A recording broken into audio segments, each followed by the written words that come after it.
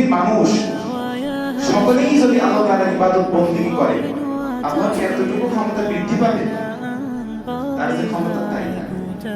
পৃথিবীর সকল মানুষ যদি তার অকৃতজ্ঞ হয়, তার যদি বিধান পালন না করে, তার কি ক্ষমতা এতটুকু কমে যাবে? আসলে কি তাদের মুখাপেক্ষি? তার কোনো কিছু প্রয়োজনে কাউকে কি কখনো বলতে হয় যে আমার এটা প্রয়োজন?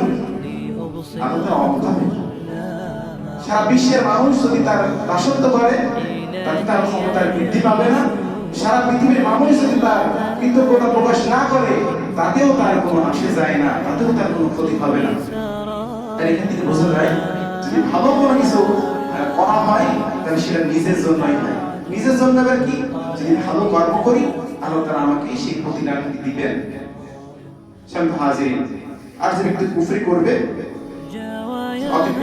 মানে যে অকৃতজ্ঞ হবে, আল্লাহ তাআলা বলেন আমি অভাব মুক্ত এবং প্রশংসিত। তুমি আমার কৃতজ্ঞতা প্রকাশ করো